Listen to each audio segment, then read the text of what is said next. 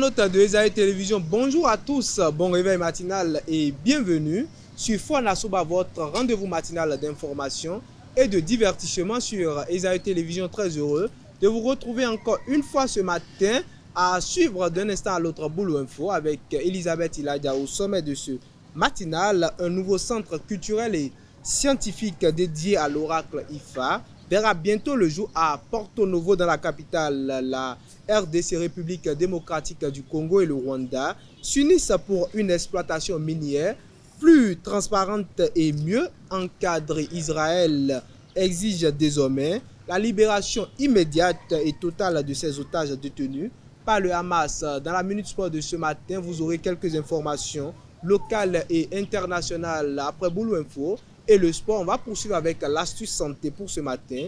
Sylvie nous donnera 5 aliments qui protègent contre Alzheimer selon une diététicienne. L'artiste du jour sera avec Elvic Umbetoro et l'artiste qui sera peint ce matin est Yeliane, artiste chanteuse. Voilà l'essentiel à retenir pour le menu de Fona Soba de ce matin. On démarre sans plus tarder avec Boulou Info et la Minute Sport.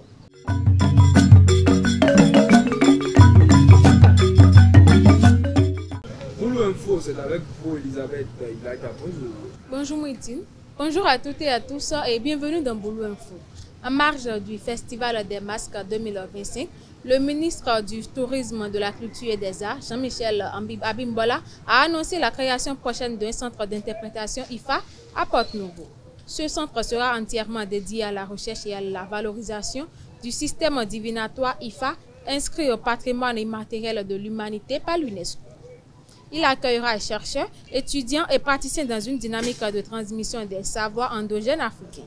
Après le dépôt de gerbes dans le cadre de la célébration de l'indépendance à Parakou, le préfet Djibril Mama Cissé a pris la parole devant la population présente pour exprimer ses sentiments ainsi que sa fierté. Il est au micro de nos reporters.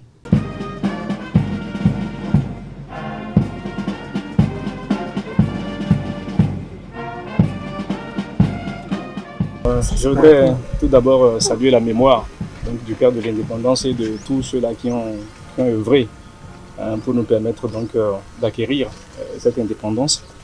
Mes sentiments sont d'abord des sentiments de fierté. Cela ne fait aucun doute que le Bénin est en train d'avancer. Le Bénin est en train d'enregistrer de grandes avancées. Et je suis fier d'appartenir à ce peuple béninois désormais fier et conquérant. Fier surtout de servir la République à un tel niveau de responsabilité sous le leadership éclairé de cet homme de vision, de ce grand homme d'État, le président Patrice Talon.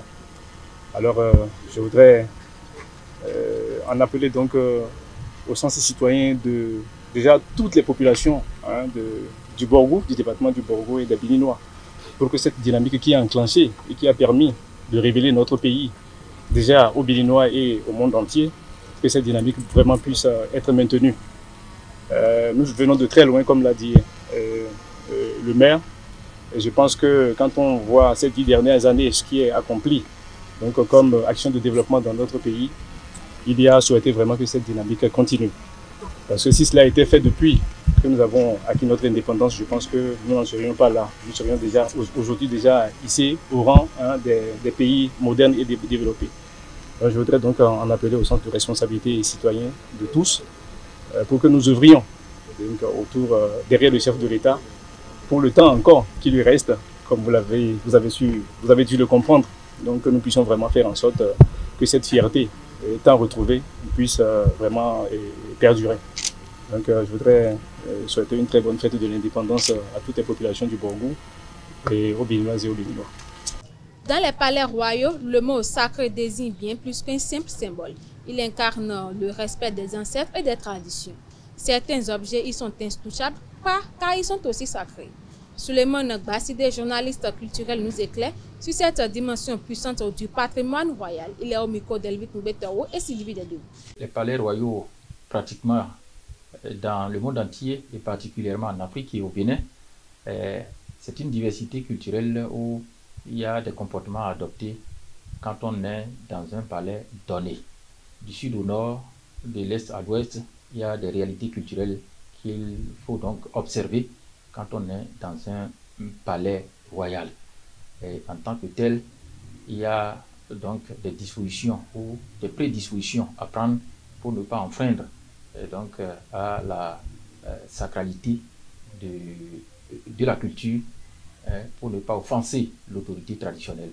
Donc voilà un peu comment on peut expliquer ce qui est de rigueur, ce qui est de vigueur dans nos différents palais. Et pour les initiés qui s'y connaissent, ils les observent. Les non-initiés sont également invités à les observer une fois qu'ils ont l'information et qu'ils sont préparés et prédisposés à le faire. Le palais en lui-même est sacré et l'autorité en elle-même est sacrée. On le dit souvent, le roi c'est une autorité traditionnelle. Et dans nos cultures, après Dieu, c'est le roi. Le roi est le représentant divin sur la terre, puisque c'est Dieu qui fait roi.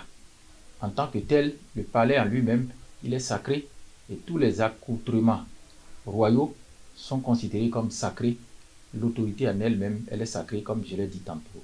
Donc, il y a les palais ou le palais qui est sacré. Il y a également les instruments royaux pour les rituels, bien sûr, qui sont sacrés. Et il y a des lieux de culte dans l'enceinte du palais ou à l'extérieur du palais qui sont des sites sacrés. Donc, voilà un peu, ça peut être des sites sanctuaires ou des sites tombeaux, etc. Donc, voilà en réalité ce qu'on peut considérer comme étant sacré. Également, il y a le comportement physique. Quand on est en face ou devant une autorité traditionnelle, l'allégeance, par exemple, ou la discipline à observer, la courtoisie culturelle à observer, sont des faits marquants, des faits aussi sacrés, puisque quand on les viole, on est en passe de profaner ou d'offenser l'autorité traditionnelle ou le palais en lui-même, donc toute une culture. Hors de nos frontières, Kinshasa et Kigali ont signé un énoncé de principes visant à encadrer leur coopération économique, notamment dans le secteur minier. L'objectif est de lutter contre les activités illicites, formaliser l'exploitation artisanale et garantir un approvisionnement transparent vers les marchés internationaux. Ce texte, paraphé sous l'égide des États-Unis, préfigure un futur accord régional plus détaillé. Choqué par la diffusion de vidéos montrant deux otages israéliens très affaiblis, le gouvernement israélien réclame leur libération en une seule vague, rompant avec les négociations par étapes. Le ministre français des Affaires étrangères a qualifié ces images d'ignobles et exigé leur libération sans condition. Une réunion de cabinet de sécurité israélien est prévue ce lundi 4 août pour décider d'un éventuel durcissement de l'offensive à Gaza. C'est tout pour Boulou Info de ce matin. Merci à vous, Elisabeth Iladia, pour Boulou Info.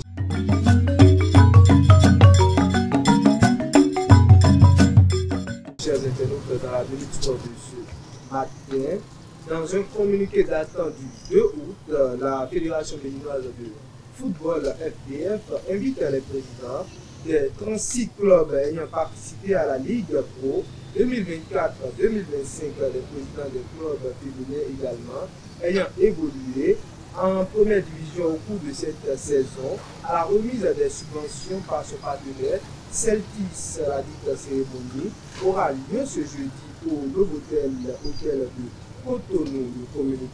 Le communiqué précise également que la mise en place est prévue pour 16 heures. Le rôle des arts, loisirs et sports de Cotonou a appliqué ce vendredi la finale handball de la NCA Banque Coupe de l'Indépendance dans la catégorie des hommes. Parafo remporte le trophée. Au terme d'une rencontre intense, l'équipe de Parafo a dominé celle de Toubou, champion sortant sur un score de 26 contre 22. Une médaille d'or qui honore la cité des Kobourou. Toujours dans le sport de ce matin, le Bénin brille aux Jeux africains scolaires Algérie 2025. Ce samedi, Rufine Sounon, âgé de 15 ans, a réalisé l'exploit en remportant la médaille d'or aux 800 mètres avec un chrono de 2 minutes 14 secondes et 3 centièmes. Une performance qui offre au Bénin sa toute première médaille d'or aux Jeux africains scolaires.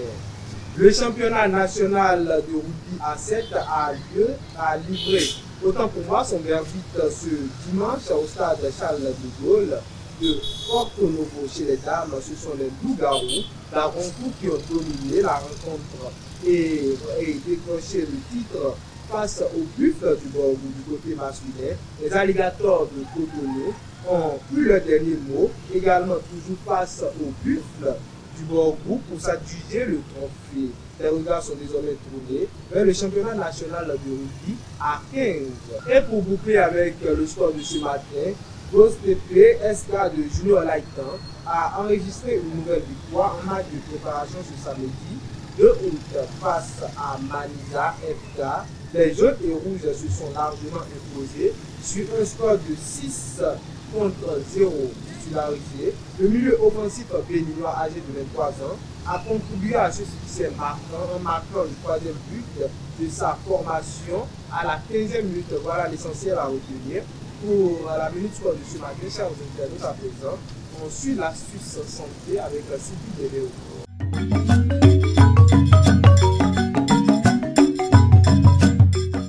L'astuce santé, c'est avec vous, Sylvie Dédéo. Bonjour. Mouidi Lawani, bonjour. Amis internautes de Esaïe Télévision, bonjour et bienvenue sur la rubrique Astuces santé. L'objectif de l'astuce de ce matin est de prévenir le déclin cognitif et réduire les risques de développement de la maladie d'Alzheimer grâce à une alimentation ciblée. Pourquoi l'alimentation est importante pour le cerveau? Le cerveau consomme environ 20% de notre énergie quotidienne.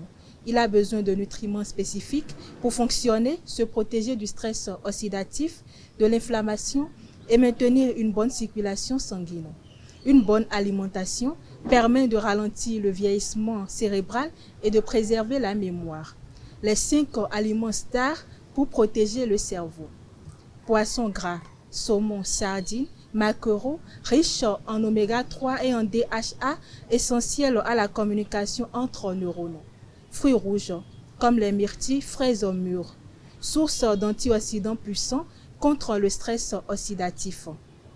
Noix, surtout noix de Grenoble, contiennent des oméga 3, vitamine E et polyphénol favorisant la mémoire. Légumes verts à feuilles. Épinards, brocolis, chou-col, riches en vitamine B9, K et lutéine, associés à un déclin cognitif plus lent. Légumineuses, lentilles, pois, chiches, haricots rouges apportent des fibres, fer et protéines végétales tout en stabilisant la glycémie. Aliments à éviter, sucre raffiné, acides gras trans, produits ultra transformés, excès de sel et d'alcool, cuisson trop grasse. Ces éléments favorisent l'inflammation chronique et accélèrent le vieillissement des neurones. Mieux manger, c'est protéger son cerveau dès aujourd'hui. Une alimentation équilibrée, riche en bons nutriments et pauvre en produits nocifs est une stratégie préventive simple, naturelle et gourmande contre l'Alzheimer. C'est tout pour la santé de ce matin. Merci de m'avoir suivi. À très bientôt. Merci à vous, Sylvie, pour l'astuce santé. Chers internautes, à présent, Edith Ngwetoro pour l'artiste du jour.